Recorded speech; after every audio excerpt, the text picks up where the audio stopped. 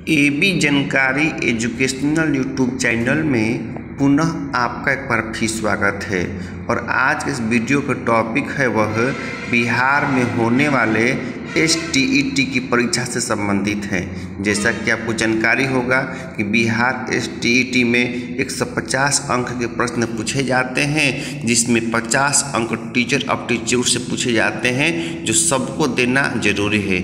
यानी कि आपका कोई भी विषय हो, आपका हिस्ट्री हो, सिविक्स हो, साइंस हो या फिर लैंग्वेज हो, तो कोई भी परीक्षार्थी हो उसको यह 50 अंक का परीक्षा देना जो है अति आवश्यक है, अनिवार्य है।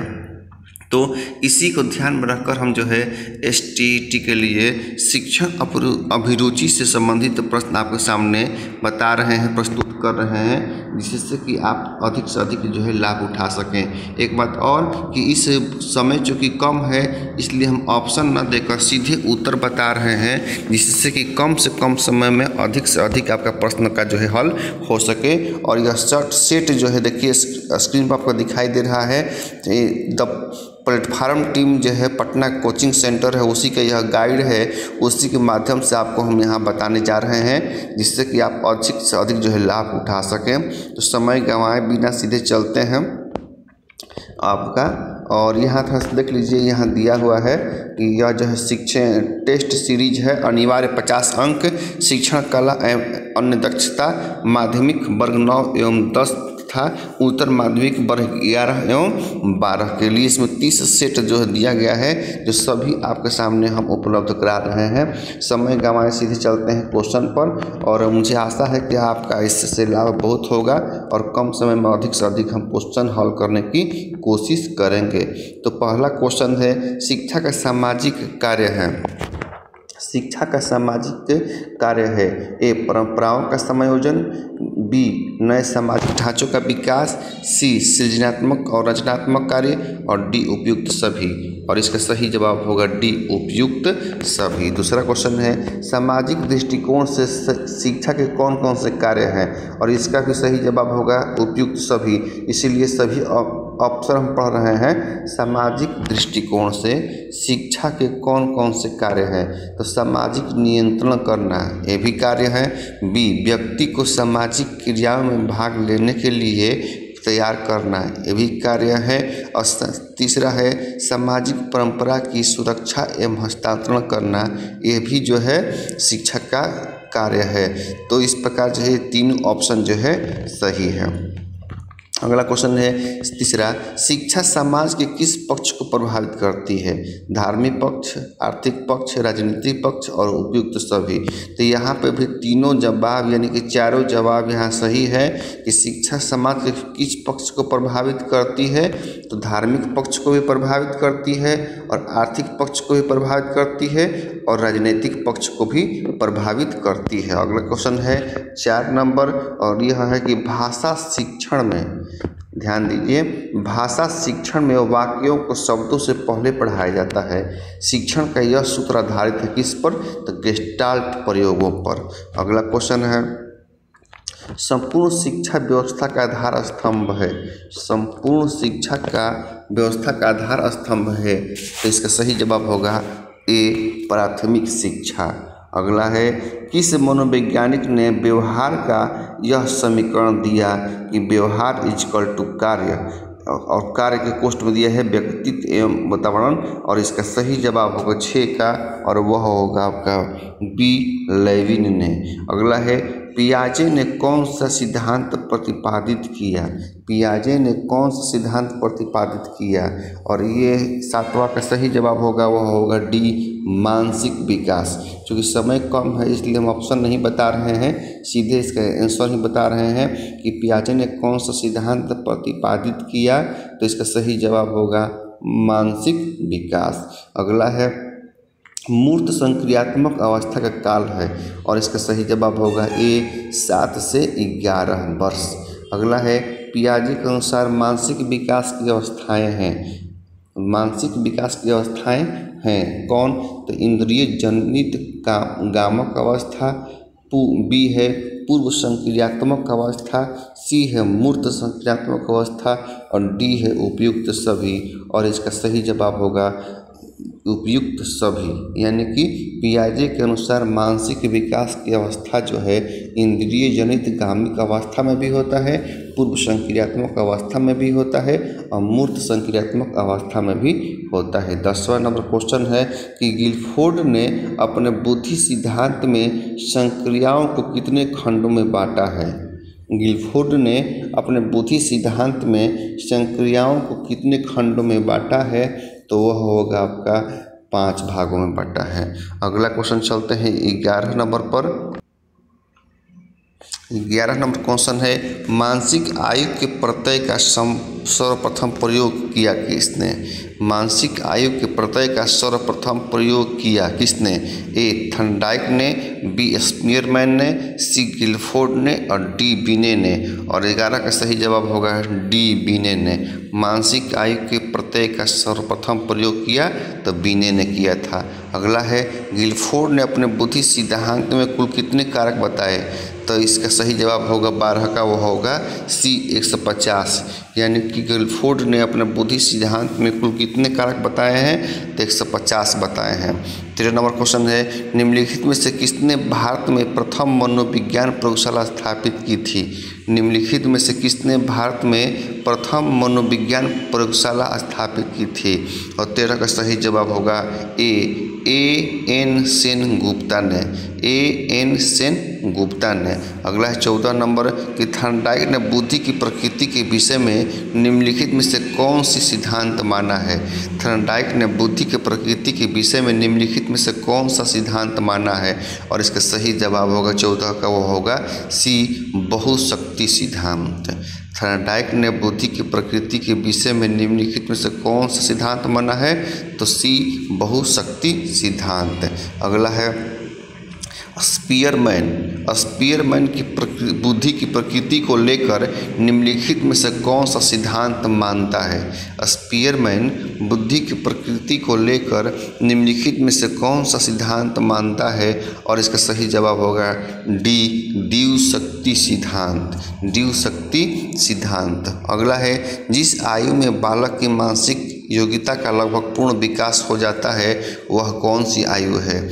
जिस आयु में बालक की मानसिक योग्यता का लगभग पूर्ण विकास हो जाता है और वह आयु कौन सी है, तो वह आयु है 14 वर्ष। अगला है मानसिक विकास के लिए अध्यापक का कार्य क्या है। मानसिक विकास के लिए अध्यापक का कार्य क्या है, और 17 का सही जवाब होगा उपयुक्त सभी। इसलिए हम चारों ऑप्शन बता रहे हैं कि मानसिक विकास के लिए अध्यापक का कार्य क्या है, तो यह है बालकों को सीखने में पूरे अवसर प्रदान करे। बी छात्र छात्राओं के शारीरिक स्वास्थ्य की ओर पूरा ध्यान दे। डी व्यक्तिगत भेदों की ओर ध्यान देते हुए उनके लिए समुचित वातावरण का व्यवस्था करे। अगला क्वेश्चन है परिभाषा किसकी है। यह परिभाषा जो किसकी है, कौन परिभाषा भाई, तो मनोविज्ञान शिक्षा का आधारभूत विज्ञान है। मनोविज्ञान शिक्षा का आधारभूत विज्ञान है। और 18 का सही जवाब होगा बी, यह स्किनर की परिभाषा है। मनोविज्ञान शिक्षा का आधारभूत विज्ञान है, यह जो है परिभाषा स्किनर की है। और अगला नंबर क्वेश्चन है 19 वाटसन ने नवजात शिशु में मुख्य रूप से किन संवेगों की बात कही है। वाटसन ने नवजात शिशु में मुख्य रूप से किन संवेगों की बात कही है, और इसका सही जवाब होगा सी, यानी कि भय, क्रोध और स्नेह का। अगला है राष्ट्र ने विकास क्रम के अंतर्गत किशोरावस्था का काल निर्धारित किया है, और 20 का सही जवाब होगा वह सी 11 से 17 वर्ष तक।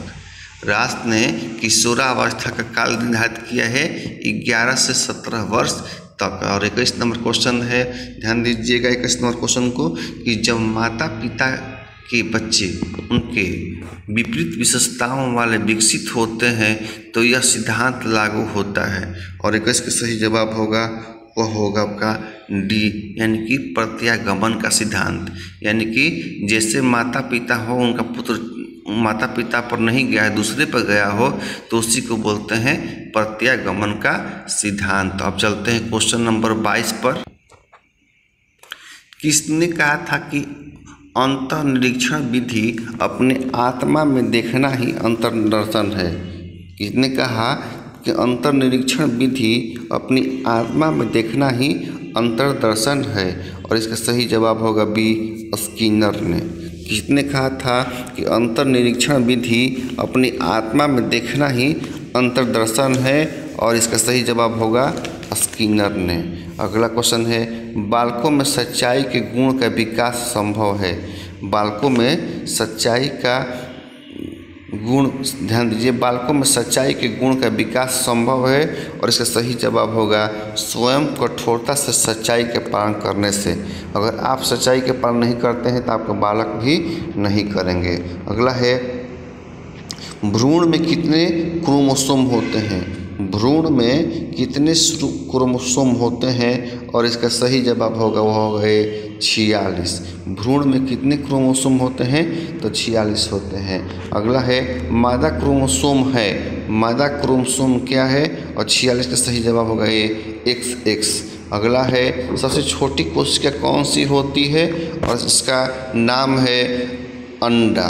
सबसे छोटी कोशिका कौन सी होती है, तो ए है अंडा, बी है शुक्राणु, और सी है दोनों, और डी है इनमें से कोई नहीं, और इसका सही जवाब होगा बी, शुक्राणु सबसे छोटी कोशिका होती है। सबसे बड़ी कोशिका कौन सी होती है, और 48 का सही जवाब होगा वो होगा ओवम और अंडा। अगला क्वेश्चन है, हड्डियों का विकास किस उम्र तक होता है।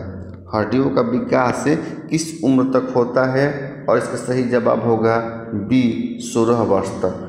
हड्डियों का विकास किस उम्र तक होता है, और इसका सही जवाब होगा 16 वर्ष तक। अगला क्वेश्चन है, बालक के सामाजिकरण में निम्नलिखित कारक भी सहायक होते हैं। बालक के सामाजिकरण में निम्नांकित कारक भी सहायक होते हैं, और इसका सही जवाब होगा डी, उपयुक्त सभी। इसलिए तीनों सुन लीजिए कि सहानुभूति, संसूचन और तादात्म्यीकरण, ये तीनों जो है सहायक होते हैं। बालक के सामाजिकरण में निम्नलिखित कारक भी सहायक होते हैं, और उनमें है सहानुभूति, संसूचन और तादात्म्यीकरण।